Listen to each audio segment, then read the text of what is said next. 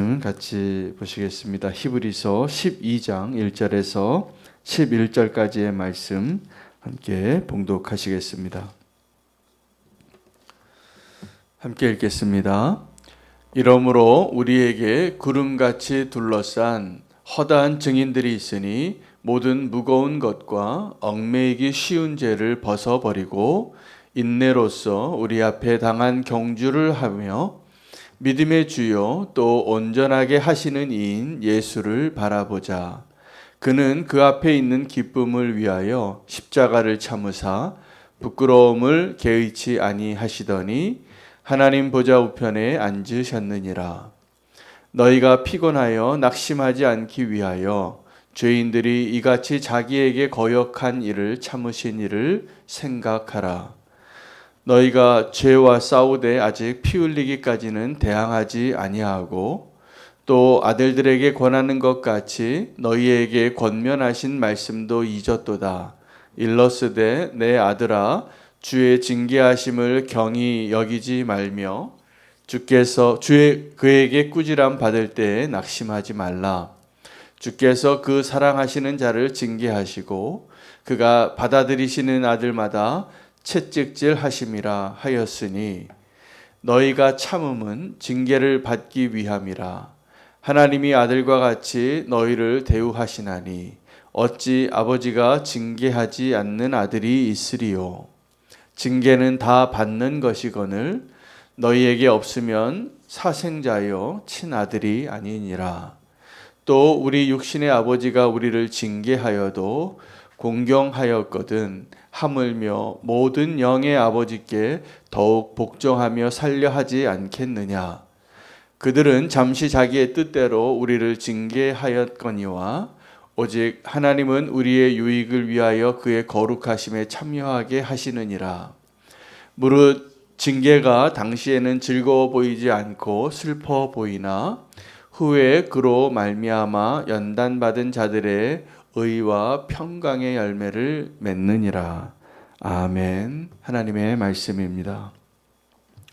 오늘 히브리서 12장 1절에는 이렇게 시작을 합니다. 이러므로 우리에게 구름같이 허다한 우리를 둘러싼 증인들이 있다라고 고백하는데 이 히브리서 11장은 믿음을 정의하고 믿음의 그 증거를 대게 하느라 우리가 알고 있는 성경에 등장하는 수많은 인물들의 이름이 나옵니다.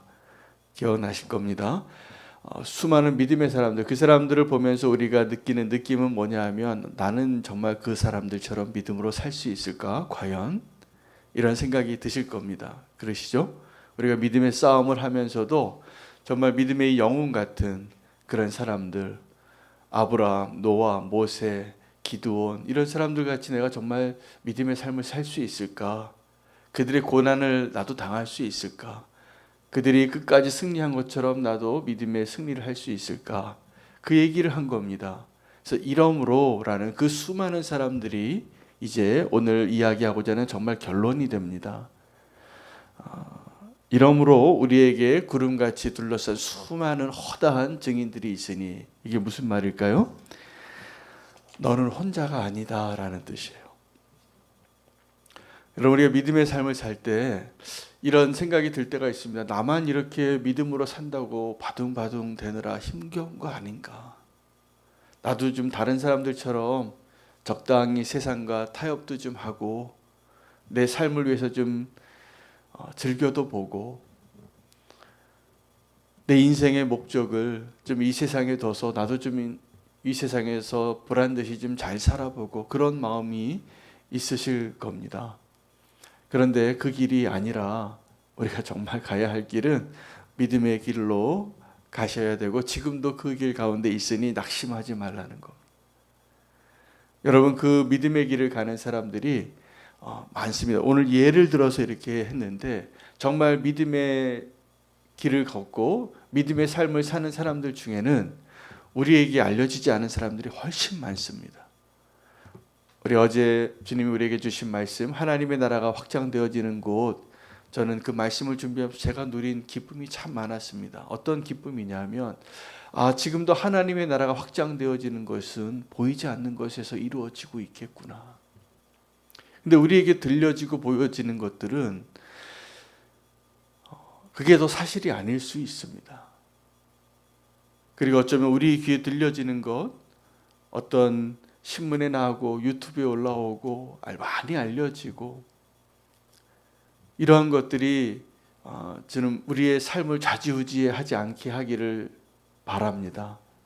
사실은 하나님의 나라는 진짜는 보이지 않아요. 지금도 하나님은 일하시고 계시고 살아계신 하나님이기 때문에 하나님의 부흥은 지금 일어나고 있는 것입니다. 우리가 오늘 믿음의 삶을 싸우는 것도 동일합니다. 여러분, 우리가 정말 믿음의 삶을 살아가는 것을 하나님이 기뻐하시고 오늘도 이 말씀은 우리도 그 대단한 믿음의 사람들처럼 보이는 그 삶에 우리를 초대하시는 거예요. 낙심하지 마시기를 바랍니다. 우리가 첫 번째 낙심하는 이유가 있는데요. 이 삶의 무게가 무거워서입니다. 수고하고 무거운 짐진 자들아 다 내게로 오라. 오늘 이 말씀을 통해서는 우리 가운데 정말 그 무거운 짐을 지고 가는 사람들을 위해서 함께 기도해드리고 함께 꼭 손을 잡아주는 시간이 우리에게 필요하다고 믿습니다. 낙심한 자를 일으키고 그 길을 갈 수 있도록 짐을 좀 가볍게 하기를 원하는 것이 예수님이 십자가에 가신 이유예요. 수고하고 무거운 짐진 자들아 다 내게로 오라. 내가 너희를 쉬게 하리라. 그 무거운 짐은 우리가 먹고 살려고 일하느라고 수고하는 것이 너무 많은 것이 아니라 사실은 그것도 포함해서입니다. 진짜 무거운 것은 죄의 짐이에요. 어쩌면 우리가 지금 수고하며 일해야지만 먹고 살 수 있는 이유도 사실은 우리가 일하는 것에 기쁨이 있잖아요. 어떤 기쁨? 우리가 어떻게 일하며 살고 싶습니까? 우리가 열심히 일하면 멋진 회사에 들어가서 월급도 좀 많이 받고 사람들이 다 부러워하는 곳에서 일하면 일하는 게 즐거울 것 같잖아요. 그죠? 우리 다 그런 회사에서 일하기를 꿈꿉니다. 청년들이요, 좋아하는 회사에 리스트가 있어요. 그 회사에 가면 월급도 많이 줘요. 사람들이 다 부러워하는 직장이에요. 그리고 일하는 게 막 놀이터 같아요. 그 회사 가면. 꿈의 직장이라 그래요. 근데 내 현실은 어떠냐 하면 오버타임 하라 그러고 열심히 수고했는데 월급은 더 적은 것 같고 같이 일하는 직장의 상사는 자꾸 갑질을 하는 것 같고 이러면 우리가 힘든 거죠. 그런데요, 원래 일은 하나님 우리에게 축복하신 축복의 통로 중에 하나였어요. 하나님께서 창조하시고 우리에게 일을 맡기실 때 하나님과 함께 즐겁게 일하게, 그리고 우리가 노동의 대가로 뭘 먹는 것이 아니라 일은 일로서 하나님과 동행하는 동역하는 축복의 자리거든요. 근데 우리가 범죄했잖아요. 범죄해서 하나님 우리에게 고통도 주시고 수고하고 땀 흘리게 하시는 것을 통하여 우리를 구원하시고 우리를 고치시는 중이세요. 그래서 오늘 우리가 낙심하지 말아야 할 두 가지 이유가 있는데, 하나는 이 무거운 짐 때문에 낙심하지 말아야 됩니다. 무거운 짐 때문에. 어쩌면 그것은 하나님께서 우리의 죄의 대가이지만 그 무거운 짐들을 통하여서도 하나님 우리에게 정말 본질적인 삶의 기쁨과 의미를 주시기 위한 것임을 우리가 알아야 합니다. 두 번째는 하나님이 우리를 징계하시는 것에 대한 오해를 하시면 안 됩니다. 오늘 이야기가 뭐냐면 우리가 다 고난에 낙심하는 일 가운데 있을 때 우리 보고 낙심하지 말라는 거예요. 두 번째 그 이유는 하나님이 사랑하는 자들에게 징계하신다는 것. 사랑하는 아들을 위해서 징계합니다. 옆집 아들을 위해서 징계하지 않아요. 옆집 아들에게 징계할 수도 없습니다. 그 부모가 할 일이에요. 근데 오늘 그 징계에 대해서 이야기하면서 너희 육신의 부모도 자기 소견에 따라서 징계한다는 거예요. 자기 뜻을 따라서 징계해도 우리가 순종하는데 하늘에 계신 아버지가 우리를 징계할 때 우리는 오해하지 말아야 된다는 거예요. 여러분, 예수 잘 믿으면 고통의 시간을 지납니다. 이거 잘 기억하셔야 돼요. 예수 그리스도를 잘 믿고 하나님 아버지가 나의 아버지가 되면 하나님이 우리를 반드시 다루세요. 왜냐하면 우리는 지금 문제가 많은 상태에 있는 죄인이거든요. 우리가 죄인에 대한 하나님의 은혜는 우리를 구원하시는 것뿐만이 아니라 우리를 징계하심으로 곧게 하시고 경건케 하시고 거룩하게 하시는 일을 지금 행하고 계시는 거예요. 하나님의 징계를 당할 때는요, 그것이 기쁘지 않습니다. 그러나 이것이 하나님의 징계인 것을 알게 되면 우리는 반드시 기뻐하게 될 것입니다. 오늘 그 은혜를 믿음으로 붙잡으셔야 돼요.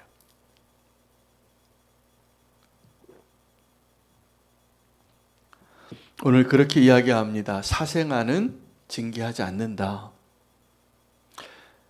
그리고 육신의 아버지가 자기 뜻을 따라 징계한다라는 이 말씀이 제가 위로가 됩니다.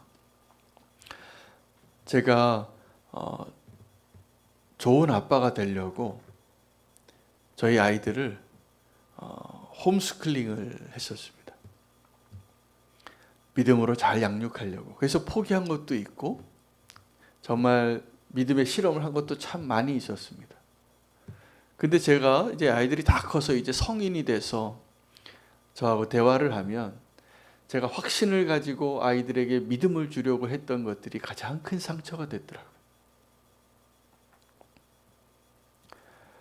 저는 그래서 내가 알고 있는 믿음의 그 가치를 아이들에게 가르쳐 주기 위해서 조금 더 엄격하고 더 절제하게 하고 그렇게 아버지의 자리에서 아버지로서 자녀를 사랑하는 마음 때문에 징계했던 것들이 보니까 오늘 말씀 그대로 나의 뜻대로 행했던 징계가 많은 거죠. 근데 하나님은 이 모든 것을 아시는 아버지께서 정말 우리의 유익을 위해서 징계하시는 거예요. 여러분, 하나님의 징계를 받을 때 기뻐하시기 바랍니다. 육신의 아버지에게 그래서 다 상처들이 많아요. 여러분, 우리의 아버지가 우리에게 사랑하는 모습으로만 대하는 것을 기억하고 계시는 분이 있다면 그건 정말 축복입니다. 대부분 상처가 있어요. 내가 다 어른이 돼 보니까 그때 왜 아버지가 왜 그렇게 이해할 수 없는 행동을 했을까? 왜 엄마가 왜 그런 말을 내게 해서 내게 상처가 돼서 내가 이렇게 어른이 돼서도 그것이 기억 남을까? 섭섭하고 아프고. 그런데요, 섭섭하고 아프시더라도 그러한 부모님의 징계가 있어서 지금 우리가 바로 선 겁니다. 아주 연약하고 미성숙하고 완전하지도 않은 그 징계로. 근데 그게 사랑이었어요, 부모님에게. 부모님이 왜 자기 사랑하는 아들을, 자녀를 징계할까요? 정말 바르게 살기 위해서. 정말 사랑하니까. 사랑하지 않으면 계속 걔가 원하는 거 다 주면 될 거예요. 이빨 썩고 사탕 먹고 배탈 나고 키가 안 자라고 잠 못 자고 인생에 많은 것들을 허비하고 연단이 안 돼서 그렇게 살 겁니다. 부모는 그걸 알죠. 이렇게 살다가는 정말 훌륭한 사람이 될 수 없다. 정직하게 살아야 된다. 왜 얘기합니까? 정직하게 살지 않으면 어려우니까. 결국 후회하니까. 바르게 살라고 우리는 징계하는 것이죠. 우리 징계의 목적이 좋은 것이지만 우리가 온전하지 못한 자들이기 때문에 자녀에게 징계할 때 실패하는 경우가 많습니다. 아픔을 줘요. 근데 하나님의 징계는 그럼 아픔을 주지 않는가? 준다는 거예요. 그래서 우리가 하나님을 오해할 때가 많습니다. 하나님 우리를 사랑하시는데 내가 왜 예수님 잘 믿고 왜 이렇게 힘들어지나요, 주님? 왜 내 인생은 이렇게 안 풀리는 건가요? 천만에요. 잘 풀리고 있는 중이세요. 우리가 원하는 잘 풀리는 것이 잘못된 가치관일 뿐이에요. 하나님은 우리를 지금 바른 길로 가게 하기 위하여 징계하신다는 거예요. 여러분, 우리는 하나님을 오해해서 낙심합니다. 하나님이 날 사랑하지 않는가 봐. 나를 별로 사랑하지 않아서 왜 저 사람에게 주는 저 축복을 왜 나에게는 주지 않는가? 왜 내게는 이렇게 물질을 안 주고, 왜 내게는 이러한 좋은 부모님을 안 주시고, 왜 내게는 이런 건강을 안 주시고, 이런 게 막 원망이 될 때가 있어요. 왜 이렇게 안 풀리나? 어떻게 보면 그때 안 풀리는 게 축복인 거예요. 내 마음대로 막 잘 돼서 행복할 것 같지만 그게 멸망으로 이르는 지름길일 수가 있기 때문에 주님은 우리의 연약함을 바로잡기 위하여 징계하시는 겁니다. 여러분, 우리가 인생을 살다 보면 우리가 잘못한 것의 대가를 치를 때가 있습니다. 이게 징계예요. 근데 우리가 지금도 내가 잘못한 것에 대한 대가를 받고 싶을까요? 성인이 돼서 이제 올바른 길을 다 아는 믿음을 갖고 있는 저와 여러분이 내가 잘못한 것에 대한 대가를 지불하는 게 기쁨이 되세요? 저는요, 제가 운전하다가 과속을 했는데 딱지가 날라오면 그게 그렇게 아까워요. 그 돈 내는 게 내가 분명히 잘못했는데, 내가 룰을 어겼는데 이렇게 벌금이 왜 이렇게 많지? 이런 생각이 들어요. 그게 많은 게 아니에요. 원래는 우리가 어떤 법을 어기고 내가 어떤 정해진 룰을, 하나님과의 약속을 깨트리면, 원래 하나님과의 약속은 뭐였냐면 너는 죽는다 했어요. 최초의 에덴 동산에서부터 하나님이 그 최초의 사람과 맺은 언약이 뭐냐면 이 선을 넘어오지 말고 이 나무의 과실은 먹지 말라. 이거 먹으면 너는 정령 죽으리라. 이게 약속이었어요.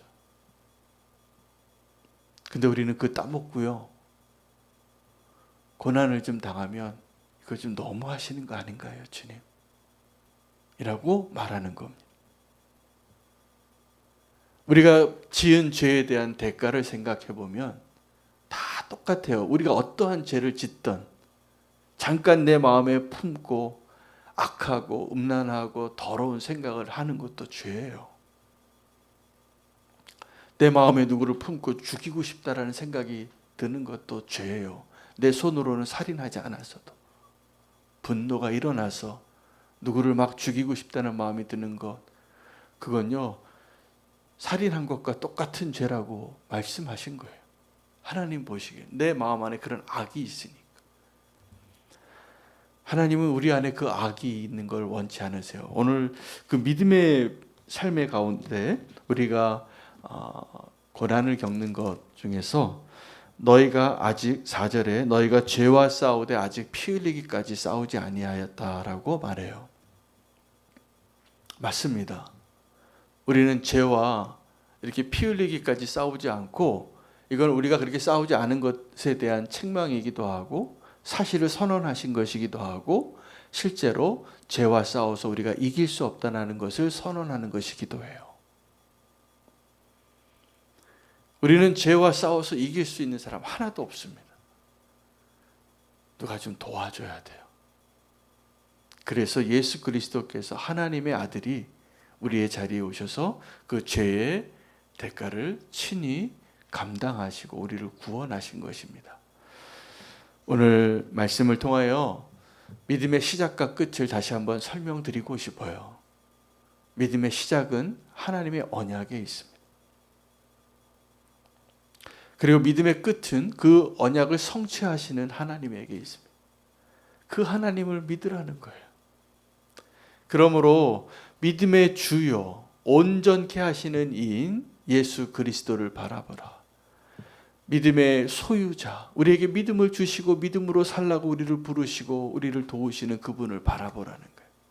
그 믿음의 시작과 끝이 되시는 예수 그리스도를 바라보는 것이 오늘 우리가 낙심케 되어지는 일을 경험하며 살아가는 저와 여러분에게 소망이 된다는 것입니다. 오늘 우리를 낙심케 하는 두 가지 이유를 기억하시기 바랍니다. 이 세상에 나의 죄로 인한 무거운 짐, 낙심하지 마시기 바랍니다. 그 무거운 짐으로. 또 하나는 우리를 바르게 하기 위하여 우리를 징계하시는 하나님의 그 징계의 손길 가운데 있는 고통이에요. 징계를 받을 때는 누구도 기쁘지 않습니다. 그러나 이제 우리가 믿음이 있으면 그 징계를 받을 때 어떻게 이야기해야 되냐면, 생각해야 되냐면 기뻐하셔야 돼요. 하나님 우리를 징계하실 때 오늘부터는요 그 벌칙금 7만 원 내면서 기뻐하십시오. 그 마음이 필요한 거예요.